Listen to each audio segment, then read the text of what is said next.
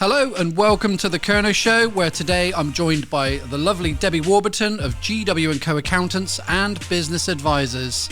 Mrs. Warburton. I'll get up there straight away. How are you? I'm fine today, thank you. It's lovely down here, Cornwall. Isn't it lovely? It's a pity we're working. Yeah. Well, I'd like to say this is working, but this isn't really working, is it? No, I suppose not. No. And have a lovely chat. So, but I'm wearing my shorts, so it's a lovely day. So, tell us a little bit about Debbie Warburton and a little bit about GW&Co Accountants and Business Advisors, please.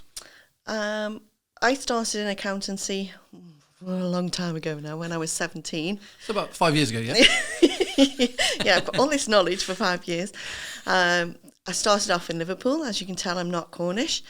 I worked for quite a few firms up there. My mum and dad moved down to Cornwall when I was 18. I decided to stay in Liverpool for my own reasons. And then after I'd had my second child, in 2008, I decided I needed to be nearer my family, so we moved down. So I've been down here, 13 years now. Amazing. Moved to work with John Girdlestone in 2011 down in Penryn. Worked there as the office manager until 2016 when I became a partner. John decided he was getting a bit too old, wanted to retire. So he retired in 2019 when GW&Co Limited was started. And that's where we started as a limited company in 2019. Amazing. And grow from strength to strength. Amazing. And I do see you guys grow from strength to strength. And what a lovely setting as well down in Penryn. But you're living in Bodmin. Yes. So. quite a drive. It's quite a drive, yeah. 40 minutes, 45 minutes? 45, 50 minutes, yeah, Wow. Depending on the time of year. Traffic. Holiday makers make a difference. Yeah. Those Emmets, Debbie? Yeah, they all seem to be coming out and going home as I'm coming home. It's like, oh yeah, so I work from home 2 days a week and then 3 days in the office. So Amazing. It's not too bad. Is that the working from home, is that to do with COVID, or is that just kind of the way I did it is? work 5 days a week down there, do you know what I mean? And it got to the point where it was really tough. Come Friday night, I just couldn't do anything. I was too tired. Yeah. So I made the conscious decision. During COVID, we were working obviously 5 days a week from home.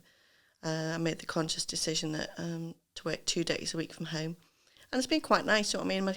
My youngest is still at school, so it's quite nice sometimes when the weather's a bit awful to take her to school and pick her up, which I miss. Do you know what I mean? When you're working 5 days a week, you do miss those things.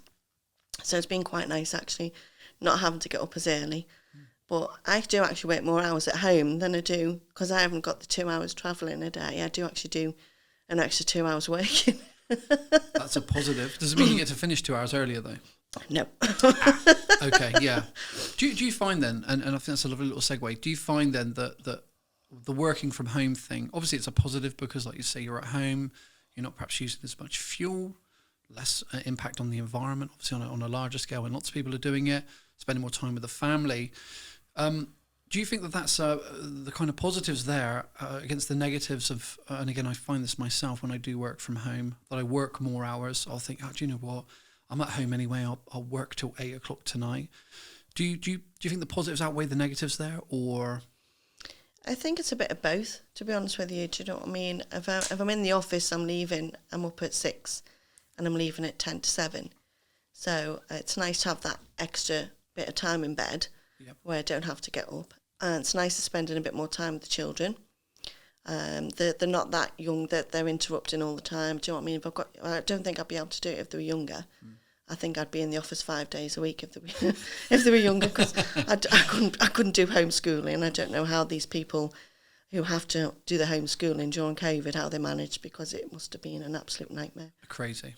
Yeah, I was quite lucky. I didn't have to get involved in any of that either, because I wouldn't have enjoyed that whatsoever. No. But no, that's interesting. It's so COVID. When COVID struck, you guys were operating for what, 3 years then, as GW&Co, I mean? 2 years nearly. 2 years. About a year and a half, yeah. And again, I know from speaking to a lot of different accountants, both in your partnerships and wider apart further than that as well, you guys were working harder than pretty much anybody else, because so many businesses were doing their furlough stuff. They were struggling financially. Yeah. I found it very, very depressing time, to be honest with you, because there was so many people you couldn't help. Yeah.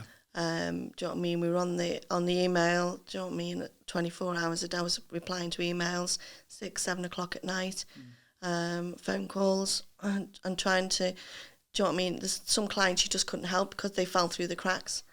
Do you know what I mean? They started the businesses too late. Yeah. They left employment to start their own self-employment. They'd made losses. They'd invested in capital equipment, so they'd made losses, and the losses wiped out any profits, so they couldn't claim the SEIS grants. It was I found it very, very hard, very depressing. Wow. Mainly trying to say, I'm sorry, but do you know what I mean? And telling people that the only help they could get was to go on universal credit when these people have never had benefits in their life. Yeah. Was very, very hard. Yeah, I bet. I bet. And you struck upon something there as well. Mental health, obviously, absolutely huge. And I think the last year, probably, there's been more of a spotlight shown on it than ever before because people were at home. And like I say, businesses, long-standing institutions have gone under. Yeah. As well as all of the smaller businesses as well. How did you kind of cope with that? We tried to help as much as we possibly could, and quite a lot of our clients were in the hospitality industry, barbers, retail shops, so they all had to close. Yeah. So quite a lot of our clients are on a fixed fee, so they pay monthly, and we stopped all of them, so they didn't have to pay. I couldn't sleep at night knowing that I was charging people monthly fees when they didn't know where the next penny was coming from. So we stopped them from April, May and June last year. So we still process payroll. We haven't charged our clients anything for doing furlough claims when quite a lot of accountants and payroll bureaus have charged people extra for doing furlough claims. We still processed all the VAT. Wow. So we've taken a hit ourselves on our own turnover, and we've done exactly the same this year. Do you know what I mean? We haven't been able to knock all the fees off completely, but we've reduced the fees down to a very, very bare minimum just to cover the payroll fees for January, February, March, and some of them are going through into April. Wow. So we've taken a hit ourselves. That's incredible, though. But that's testament to you and to your character that you've done that. And again, those, I suppose, inadvertently, I know this isn't the reason you would have done it, but the loyalty there now to you guys will be... Well, they've all come out the other side. They've all opened up again. They've all... I've got one pub that can't open up because they've got no outdoor space, but they're opening up on the 17th of May. But they've all opened up again. They've all survived, and they've all come out the other side, which is what we wanted. Amazing. I didn't want to lose any clients to COVID. Amazing. That's incredible. And what about and again, if you don't mind answering this question, but what about on like a personal level? Again, it sounds like you kind of you've taken COVID very kind of personally, and like you say, not being able to sleep at night, which I know a lot of people in the UK have been the same. How did you kind of battle with your own, or how did you help your own mental health? Well, do you know what I mean? I've suffered with depression, which started when I had my children. Do you know what I mean? I started with postnatal depression then, and I've managed it, and I've managed it really well. But I found it really, really hard. The last 12, 18 months, I found it really hard. But do you know what I mean? It's one of them things. Is you've got to get on with it. I've got 2 children. I've got do you know what I mean? I've got all these clients I need to look after, and that's the most important thing to me is looking after my clients and making sure that they've come out of it, they've survived, and do you know what I mean? So there's some I couldn't help. Yeah. Do you know what I mean? That still hurts today that I couldn't help them. But hindsight's a wonderful thing, a wonderful thing, and do you know what I mean? If I had a glass crystal ball, yeah. Clients still expect you to have a crystal ball now with, well, what's he going to do with capital gains tax? What's he? Well, do you know what I mean? We don't know. Like you have a little camera into the Prime Minister's office, and and we can only advise on what we know. Yeah. And if I had a crystal ball, I'd be a multimillionaire by now, I think. 100%. I think anybody would have been. I don't think anybody foresaw it. I remember I was employed when the COVID thing first started, and I remember my boss at the time going, "No, it's fine. It's a phase." I remember thinking, well, this is getting pretty... Italy have just closed down, no, it's fine. They're all overreacting. And like you say, then, well... I know. If we just said 18 months ago that this thing was going to happen and wipe out the whole hospitality industry and personal services, then I think everybody would have laughed. I think they would have. and it just came out of the blue, really. And it's made a lot more clients a bit more robust. Yeah. Because they've had to work harder on that word, people hate it, pivot. Yeah. Do you know what I mean? They've had to work harder to get their businesses out there. And Mike B always says, do you know what I mean? Advertise. And you'd be surprised how many clients have actually said, no, furlough payments, I'm going to shut up shop. And it's so much harder to start again, of course, than to keep going. Yeah. And lucky enough, all my clients have kept going right through it. But the amount of people I've seen just close shop up and then try and reopen again now, and you're like, well... From a standing start, so to speak. Yeah, it's so much harder. Yeah. That's interesting. I found a few people I've spoken to, and again, I'm obviously I haven't been in business for as long as you, but a few people I've spoken to, they're kind of almost expecting that customer loyalty to be on the other side, that they'll kind of open the doors up and people will go, oh, it's open, amazing, we're all going to be going down there. But I think, again, consumer-wise, I think consumers, they are holding their hands in their pockets a little bit more until they see something that really does interest them. Because again, and touch wood, it doesn't happen. But if there is another lockdown, obviously businesses are affected massively, but also on the flip side as well, consumers are, because they're employed by these businesses as well. So it's kind of the amount of clients who, do you know what I mean, who are retail premises and they've had to shut shop, have had to adapt to selling online. Yeah. And you look at ASOS and Primark. Primark have never sold online, and ASOS have gone through the roof. Yeah. And Primark are like, oh yeah, well our sales have gone up since we've opened, but that's going to peter off at some time. You really should have gone on to online selling. And all the pubs who've had to adapt to takeaways and click and collect. Yep. Do you know what I mean? It's been a real line, and I think quite a lot of those pubs will carry on with the takeout and everything else, because it's another income stream. It is. Especially with the fact that they can't have as many people sitting inside until, I don't even know if that's going to ever change. No. But I think that is something they've had to invest an awful lot of money in, the online booking schemes. Yeah. And they've got to recoup that somewhere. But I think it's something that's going to carry on for indefinitely, really. Yeah. I think COVID as a whole has definitely affected us, and obviously there's been lots and lots of negatives out of it, but I try and be as optimistic as I can, and I think the positives that have come out of it have been quite good. Again, obviously they can never outweigh the negatives of people that have lost their lives, etc. But from a business perspective, I think one of my first guest, Tim Kendall, he owns the Goran Haven, the barley sheaf in Goran, and those guys had never done takeaway. They launched takeaway, and all of the local residents wanted to kind of rally around and support them. But then also they have people come in because I don't know if you know where Goran is. It's a bit of a trek outside of St Austell, but they were even having people coming from St Austell because they heard about the quality of the food, and so that was he owes me for a little shout out there, actually, doesn't he? So Mike, again, and I'm sure you've probably seen this a lot more than me, but a lot of businesses formed in COVID, myself included. How have those businesses kind of fared for you? And some of them have done really well. Some of them are still struggling. I think the bounce back loan scheme and the CBILS loan have helped. Do you know what I mean? I told all my clients to get, if you could get a bounce back loan, get a bounce back loan, even if you don't use it. If it sits there and you don't use it, pay it back when it's due. At least you've got the backup if you do need it. And there's quite a few clients who are still sitting on that money to pay it back when the bank loan's due. But I think it's been hard for absolutely everybody. It doesn't matter. Some of my clients have done really well. Yeah. Do you know what I mean? I've got a cost cutter, and he couldn't even stock the shelves quick enough. They were taking the stuff off the pallets when all the panic buying hit last year. It was sitting on pallets. They'd only just delivered it, and they were taking the goods off the pallets outside the shop.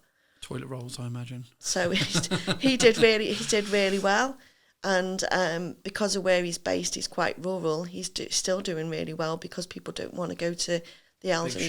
They don't want to go to the bigger shops, the elderly people. So he's still doing really well. That's incredible. And what advice would you have for someone? Let's say someone's listening to this now, and they've got a business idea. Because again, I know we've spoken about accountancy there, and we've spoken about the COVID troubles, but I know you guys obviously offer business advice as well. Yeah. What advice could you give somebody looking to set up a business? Speak to somebody who knows what they're doing. Yeah. Before you even go down the route of deciding which way you want to go, whether it be sole trader, partnership, limited company, speak to somebody who knows what they're doing. Yeah. Most accountants will offer you a free initial consultation, even if you use that to glean some knowledge from them to decide which way to go. Even if you don't use them, do you know what I mean? I've had quite a lot of people who've come to me, decided which way they want to go and never come back. But at least I know they've set themselves up in the right format to begin with, because if you don't set yourself up, it can be so expensive. The amount of people, oh yeah, I spoke to so-and-so down the pub and they said go as a limited company because you can do this, this and this. Well, that's all well and good if that's the correct format for your business needs. If it's not, it's going to be very, very expensive. Yeah, yeah. And have you again, from your experience, has there been any businesses that have tended to do quite well when they've come to you and kind of stayed with you as clients? Any specific industries, sorry? We deal with loads, do you know what I mean? We deal from Joe Bloggs down the road who just needs a tax return doing because they've got rental income, to, do you know what I mean? We've got a PLC in London that we do the accounts for. Do you know what I mean? And we've done those accounts for 15 years. Wow. So, do you know what I mean? And we from that small bit to the big one, we anything in between. So we do most industries. We've got quite a lot of clients, quite a lot of limited companies, quite a lot of partnerships, sole traders. So it's making sure, do you know what I mean? I've got clients who've come on board who are in the wrong format, who've been told to go in a limited company, and then you, well, why have you gone in a limited company? Oh, because my brother said, well, you're in the wrong. Do you know what I mean? For the amount of money you're making, that is a costly mistake, really. Wow.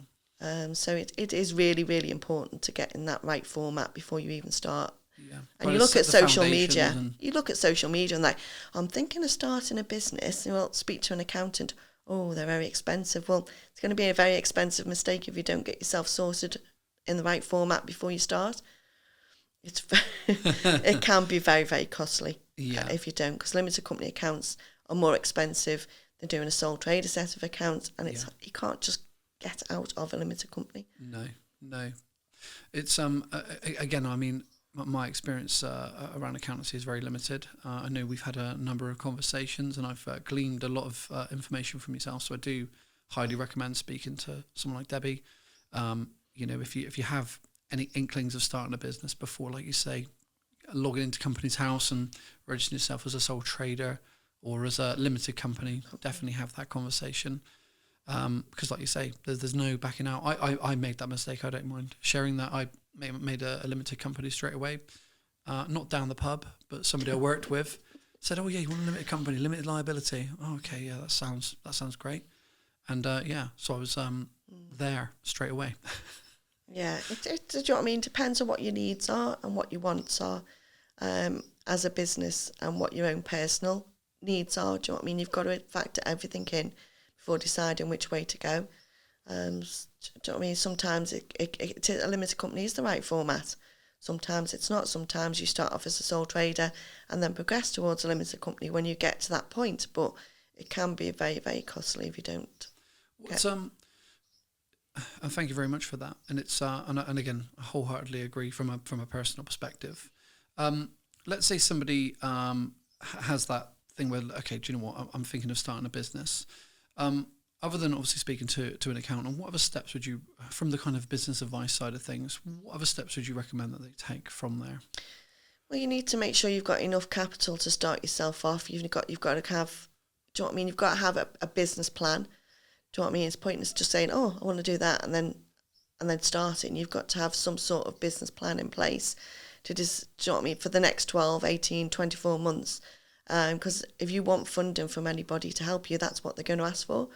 Yeah. It's surprising. I was talking to someone who does business funding, and you say, well, we need your set of accounts. What do you need your set of accounts for? Do you know what I mean?